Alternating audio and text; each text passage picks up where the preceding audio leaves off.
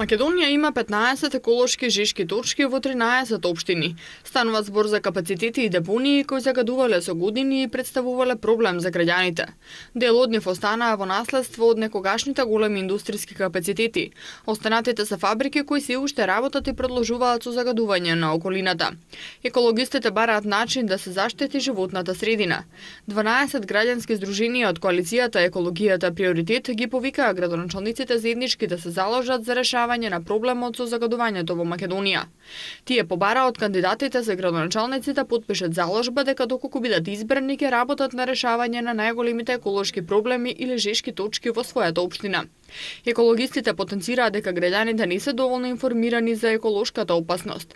Заложбата ја потпишале 5 градоначалници на Киселавода, Илинден, Кавадарци, Пробиштип и Македонска Каменица. Со дел од општините веќе се почнати првичните разговори околу мерките, веќе се воспоставуваат работни мешовити тела, нели кои што ќе имаат заедно, кои што ќе имаат представници и од загадувачите, и од општината и од граѓаните. Нормално да сите заедно да можат да допринесат кон решавање на проблемот. Ова не е нешто што може да се реши од денес утре. Ова е историско загадување кое што траело со децени и за решавање на тој проблем е потребно време како прво и голема желба и активност на сите засегнати страни за заедно да може да се реши проблемот. Според истражувањето на прво место се наоѓа Охис поради несоодветното складирање на отпадот, а заменик министерот за животна средина и просторно планирање Стево Темелковски изјави дека линданот во Охис започнал да се чисти. Линданот во Охис почнуваме да го изчистиме. Линданот во Охис е еден историски отпад кој што со години беше проблем во Македонија. Веќе велам дека една жешка точка почнува да се заладува, таму има околу 24.000 тони линдан кој што ќе се третира и ќе се деконтаминира во наредните 5 години. Значи, проектот ќе почне во 2014 година, подготвителните активности се направени. Пилот проектот беше минатата година, кој што беше многу успешен и кој што со 99% се деконтаминираше тоа земјиште, таа почвата. Основната цел на кампањата Сакаме кул градоначалници за еколошки жишки точки, инициирана од еколошката коалиција, е да ги поттикне самите градоначалници повеќе да се залагаат за екологијата и навреме да го известуваат локалното население за загадувањето во нивната општина.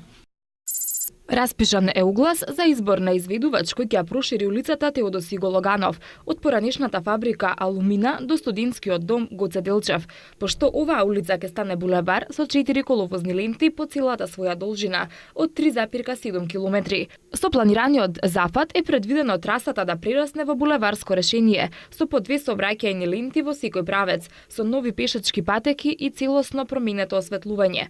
Според тендерската документација, заинтересираните компании треба да ги достават своите понуди најдоцна до 18 јули, за кога е закажано и нивното јавно отворање.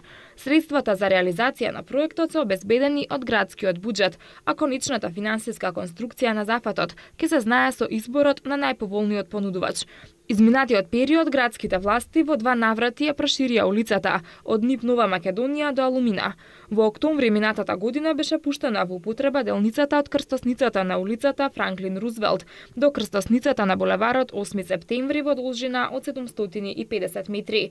На крајот од 2011 година беше отворена за сообраќај и проширена трасата помеѓу улиците Франклин Рузвелт и Костурски Херои, а беше проширен и кракот кон улицата Мито Хаџивасилев Јасмин до свртувањето кон улицата Народен фронт. Градот Скопје во овој проект досега има вложено преку 143 милиони денари, односно над 2,3 милиони евра. Покрај овој голем градежен проект, градот Скопје најави отпочнување на градежни активности за решавање на тесното сообраќајно грло меѓу Скопје и булевар 8 септември кај маркетот Хубо, како и надминување на проблемот со високата зона на водоснабдување во Нерези. На последната 4-та седница на Советот на општина Газива беше донесена предлог одлука за збратимување и соработка во повеќе области со општина Бургас, Република Бугарија и со општина Призрен, Косово. Целта е унапредување на билатералната и регионалната македонско-бугарска и косовска соработка.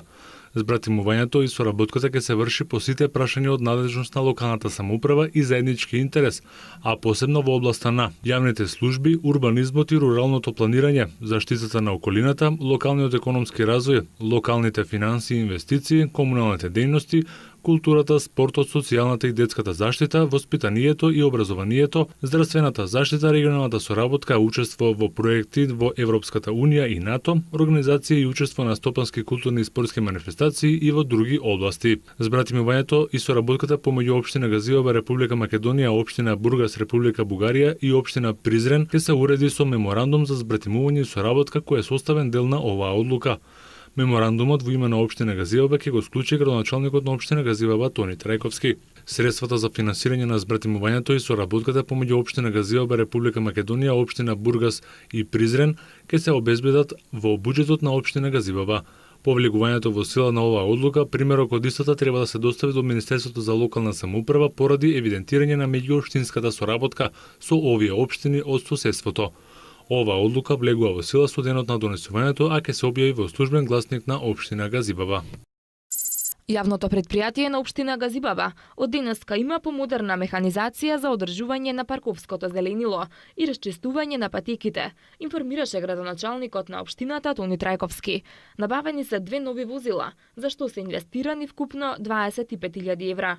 Од денеска јавното претпријатие на општина Газибаба е опремено со 2 нови возила, едно товарно комбинирано за носење на товар и на работници и едно тракторче кое што во летниот период од годината ќе го користиме за косење на тревата, а во зимскиот дел од годината ќе биде користено за расчистување на патеките од снег.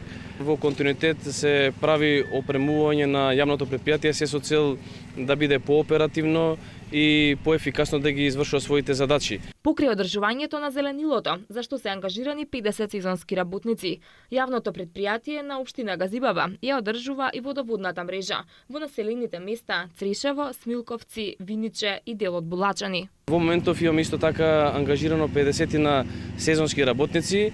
Во наредниот период ќе ангажираме уште 10 нови кои што работат на цела територија на општина Газибаба. Тие сезонски работници се опремени со соодветна опрема, облека и алат за да можат да ги исполнуваат своите работни задачи. Градоначалникот на општина Бутел Петре Латиновски заедно со претседателката на Сдруженијето на инвалиди на трудот корисници на инвалидска пензија општина Бутел Оливера Димовска денеска доделија 12 ортопедски помагала колички за одење на оние лица кои се со отежнато одење, а се корисници на ова здружение. Донацијата е пристигната од хуманитарното здружение Зеген, кое постојано им помага на членовите на Сдруженијето на инвалиди на трудот корисници на инвалидска пензија во Бутел.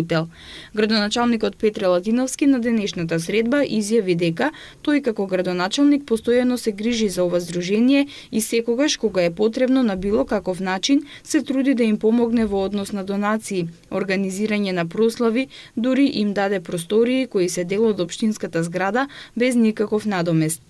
Инвалидите на општина Бутел доделуваме колички кои што ќе им служат, ќе им помагат на инвалидите за подобро движење, за подобро снаоѓање, така да им се олесни движењето, да им се олесни работата. Им доделивме канцеларија бесплатна, каде што да ја користат не ја користат за една година, туку им ја доделив да ја користат навистина за потребите за многу години. Се надевам дека таа соработка и во иднина ќе продолжи, се со единствена цел да им олесниме, да им овозможиме да се чувствуваат навистина како граѓани корисни на општината Бутел и на Република Македонија. Председателот на Сдруженијето на инвалиди на трудот корисници на инвалидска пензија Бутел Оливера Димовска на денешната средба ја искажа благодарноста до градоначалникот Латиновски за помошта која ја добиваат од него, особено за доделените простории во општинската зграда, но исто така се заблагодари на сите оние хумани организации кои се трудат да им помогнат со донациите кои ги испраќаат во Сдруженијето. Една од нив е и хуманитарната организација Зеген, која е заслужна за помошта на лицата во Бутел кои добија ортопедски помагала. Денеска 12 колички доделуваме, иначе имавме и душеци кои се уште 2 остана за непокретни луѓе кои стварно им е потребно. Тие веќе ги поделивме при крај сме. Не е најавена во септември друга донација од истата организација, али пак ќе потенцирам, ако немавме услови за работа, немавме сите проекти овие да ги завршиме. Хуманитарната организација Зеген и пред неколку месеци на Сдруженијето на инвалиди на трудот корисници на инвалидска пензија им додели болнички кревети за непокретните, душеци, масички и столчиња. Градоначалникот на општина Илинден Жика Стојановски денеска беше во посета на социјално загрозените семејства од сите 12 населени места во општината, на кои им додели хуманитарна помош во облека и пакети со прехранбени продукти. Оваа помош во облека и прехранбени продукти беше собрана со помош на хуманитарната акција да ја покажеме хуманоста на дело, во која граѓаните од општина Илинден во изминатиот период собираа стара облека. Кон оваа акција се приклучи и бизнис секторот од општината, кој својата помош ја изразија преку донација на прехранбени производи. Градоначалникот Стојановски истакна дека оваа акција ќе продолжи да се реализира и во иднина и дека на оваа категорија семејства ќе им се помогне и со вработување на членови од семејството. Целта ни е да помогнеме во давање на помош за намалување на екстремната сиромаштија и ублажување на сиромаштијата. Активностите исто така се насочени во 3 дела покрај директната поддршка, исто така и во обезбедување на работа, односно ангажираност во јавниот сектор. За таа цел имаме 25 лица социјално загрозени кои што се ангажирани во јавната чистота. Третиот сегмент каде што обезбедува општината поддршка и најдобриот е во обезбедување, посредување и вработување на социјално загрозените лица во приватниот сектор. Во оваа хуманитарна акција што се реализираше втора година поред во 12 собирни центри во домовите на култура во населените места собрани се над 3000 парчиња облека. Паралелно со собирањето на облеката истата беше сортирана и соодветно спакувана. Минатата година во оваа хуманитарна акција беа собрани над 15.000 парчиња облека. Дел од минатогодишната собрана облека покрај на социјално загрозените семејства од општина Илинден беше доделена и на Домот за деца без родители 11 октомври и СОС Детското село. Во рамки на системот за намалување на ризикот од шумски пожари во Република Македонија, Центарот за управување со кризи денеска го презентира Македонскиот информативен систем за шумски пожари. Проектот за воспоставување на интегриран систем за превенција и рано предупредување на шумски пожари предвидува интегриран систем за надлежните институции со цел брза меѓусебна комуникација и споделување на информации во што пократко време.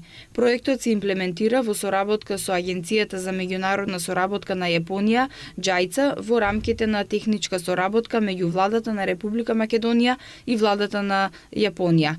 Република Македонија со ваквиот систем станува земја која воспоставува високи стандарди во оваа област, по примерот на Европскиот информативен систем за шумски пожари, кој постои на ниво на Европската Унија. Директорот на Центарот за управување со кризи денеска изјави дека овој проект е посебно важен за државата и за сите шуми во Македонија, затоа што во 2007 година за првпат се прогласи кризна состојба во Македонија. Овој проект е започнат во 2011 година, кој што наредната година, 2014 година дефинитивно завршува. Го превзема Центарот за управување со кризи заедно со другите институции кои што се дел од проектов. Овој проект е многу значаен за државата и за сите шуми во Република Македонија, затоа што вие знаете дека во 2007 година за прв пат се прогласи кризна состојба од шумски пожари. Овој систем, МакФИСот, во превенцијата и во раното предупредување ќе помага многу во таа намера и во таа работа што Центарот за управување со кризи цело време ја прави својата работа во врска со превенцијата и раното предупредување. Проектот представува развој на повеќе проекти од јавен интерес во Република Македонија. Неговата имплементација е започната во 2011 година со време трајање од 3 години, што значи се наоѓаме во третата година од реализацијата. Македонскиот информативен систем представува една од проектните активности и очекуваните резултати од овој проект. Станува збор за воведување на еден нов пристап во мониторингот и следењето на ризикот од шумски пожари во Република Македонија, со примена на нови технологии кои што западните земји ги применуваат поодамна.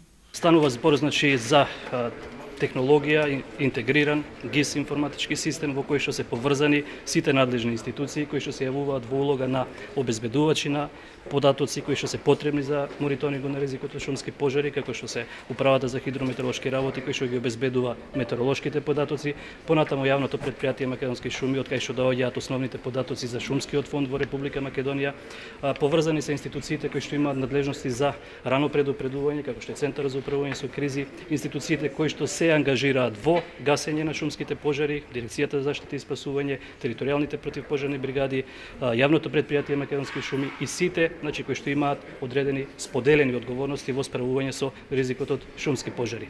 Очекуваме со овој систем да се намали ризикот од шумски од пожари и последиците кои што ги предизвикуваат истите. Главниот советник на проектот магистер Еишо Сато верува дека системот за информирање на шумските пожари е најнапредниот систем во таа намена во целиот свет. Сличен информативен систем за шумски пожари е веќе воведен во некои земји како Јапонија и Индонезија, меѓутоа МАКФИ системот е далеку понапреден и од индонезискиот и од јапонскиот систем. Причината за тоа е во тоа што МАКФИС веќе покрива 4 компоненти на ризик. Ризикот се осврнува и на опасноста, на изложеноста, на капацитетите за справување.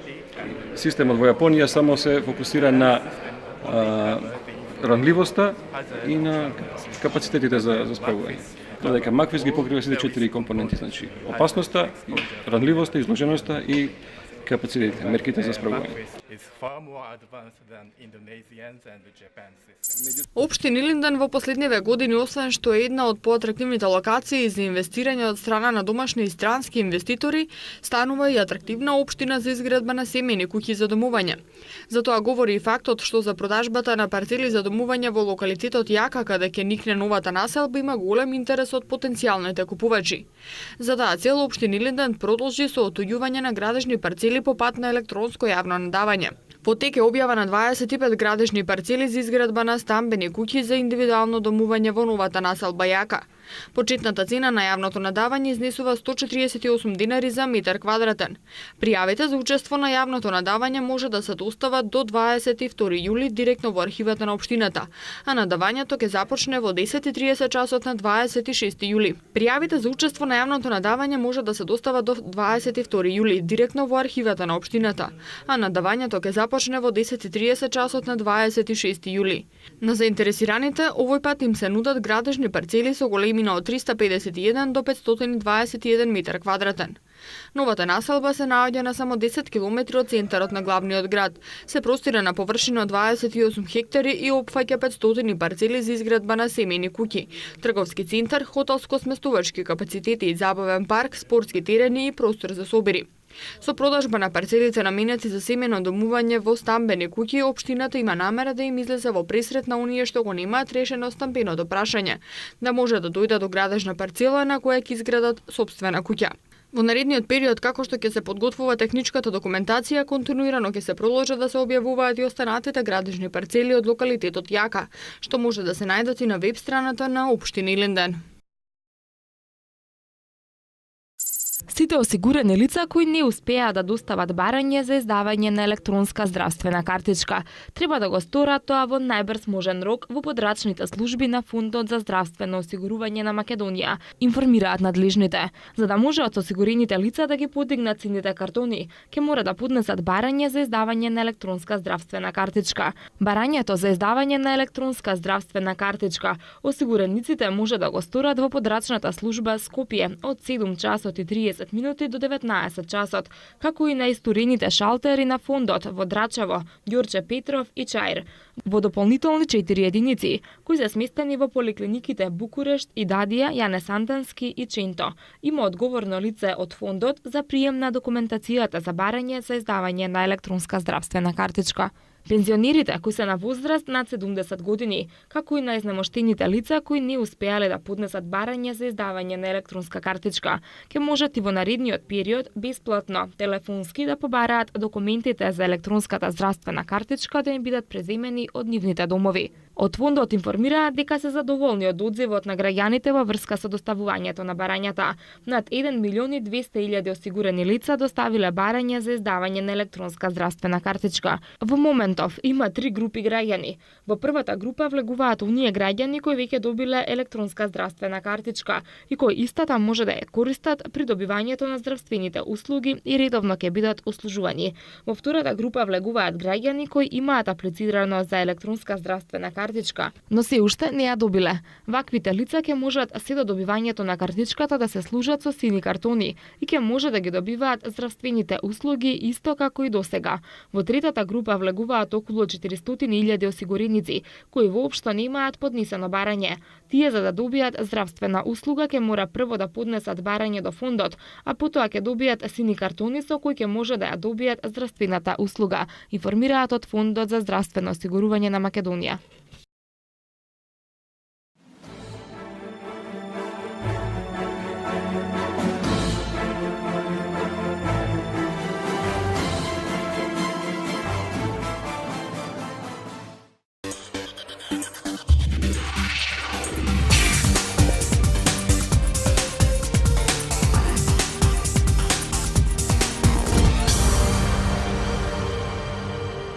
Рајан Гигс е поставен за помошник на новиот тренер на Манчестер Юнайтед Дейвид Мојс, но истовремено ќе биде и играч. Гигс во март го продолжи договорот со тимот од Олд Трафорд за уште една година, но следната сезона ќе има двојна улога. Не е тајна дека на ова гледам како прв чекор во она што сакам да го работам во иднина, изјави Гигс. Новиот менаџер Мојс е среќен што во стручниот штаб ќе го има Гигс. Мило ми е што Рајан ја прифати понудата. Тоа е пример и инспирација за сите и сигурен сум дека останатите ќе имаат корист од новата улога на Рајан, изјави Мојс. Юнайтед планира да во стручниот штаб да го вклучи поранешниот играч Фил Невил, откако од клубот се замена Рене Мулестин. Едисон Кавани требаше да ја продолжи кариерата во Челси, но во последните неколку дена медиумите силно шпекулира дека Пари Сен-Жермен е фаворит број 1 за неговиот подпис. Спортскиот директор на светците Леонардо во Рим имал средба со претседателот на Наполи Аурелио де Лаурентис. Леонардо му соопштил на де Лаурентис дека Пари Сен-Жермен има намера да ја плати откупната клаузула во договорот на играчот вредна 63 милиони евра. На оваа средба само била поставена основа за комплетирање на сделката во иднина, но за бројка помала за неколку милиони од сумата во откупната клаузула. Така Пари Сен-Жермен ја предводи трката за подписот на Едисон Кавани и напајачот во овој момент е најблиску до шампионот на Франција. Француската фудбалска федерација ја продолжи суспензијата на Леонардо од 9 на 13 месеци поради туркање на судијата. Францускиот шампион, кој исто така е казнет со одземање на 3 бода, се жалеше на првобитната одлука на фудбалскиот сојуз на Франција, но жалбата е одбиена. Според ова Леонардо е суспендиран до 30 јуни 2014 година, а суспензијата се однесува на сите официјални функции. Телевизиската снимка покажа дека бразилецот со левото рамо го удри судијата Александро Кастро во тунелот по ремето на Пари Сен-Жермен со Валенсиенс. Американскиот спринтер Тајсон Геј победи на трката на 100 метри на митингот од Дијамантската лига во Лозана со време од 9 секунди и 79 стотинки, што е втор најдобар резултат оваа година. Американецот претходно истрча 9:75 секунди на националното првенство, а одличната форма ја потврди во Лозана, најавувајќи дека ќе биде главен ривал на Усеин Болт на светското првенство во Москва. Зад Геј низ целта мина јамајканецот Асафа Пауел со време од 9:88, а американецот Мајкл Роџерс истрча 9:96 и го освои третото место.